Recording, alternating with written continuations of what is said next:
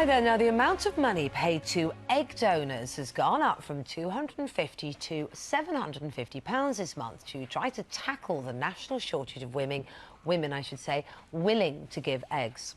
Infertility affects around 1 in 6 couples in the UK, and some of those affected will need the help of a sperm or egg donor to have a family, like Pamela and Nathan Keane. Nathan and I got together in 2003. I'd always wanted children. I was worried that there was maybe a problem because of my age. I went to the GP. We'd been trying for 2 years. He referred us to the NHS specialist to find out if there was anything wrong. And it was then that I was told that I was unlikely to ever have children naturally. He was looking at adoption, looking at the egg donor, and at that point there was a 2-year waiting list for egg donor. The first person I asked to consider donating their eggs was my brother's wife. She came back the next day and said they'd discussed it and she would do it for me. So we realised Pamela was pregnant, went for an early week scan, and not just one little heartbeat, but 2 little heartbeats banging away in there. The birth was very interesting. It was just before midnight on the 11th.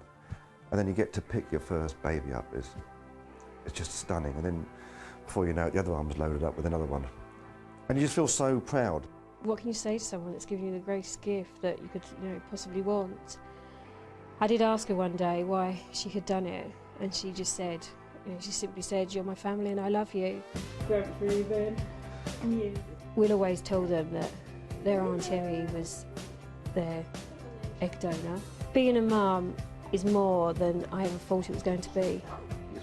The boys are adorable. They're 4 months old and they've just already brought us so much happiness. Laura Vitchens from the National Gamete Donation Trust and egg donor Kathy Sidaway are with us on the sofa now. Morning to you both. Thanks for coming in.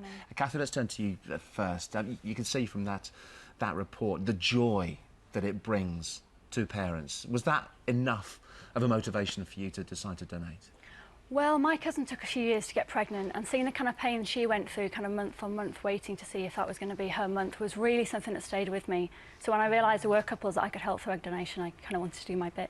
Was there ever, did you think about donating to family members that you knew or those close to you, like we saw in that report? At that time, I didn't have any friends or family members who needed egg donation.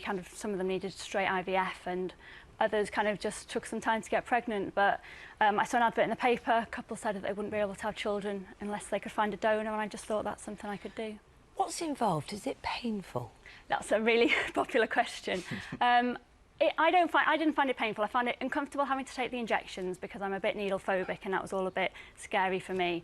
But they're really straightforward. You take them for about 10 or 14 days, and you go for an egg collection, which is you're asleep for it, so you don't kind of feel anything. And then afterwards, you get a few kind of period cramps. But relatively speaking, the amount of discomfort you're in for what you're able to give is really small and definitely worthwhile. And you haven't even had children yourself yet, so you could talk concerned about, I don't know, maybe you can answer this, are there any implications to your own fertility by donating eggs in this way?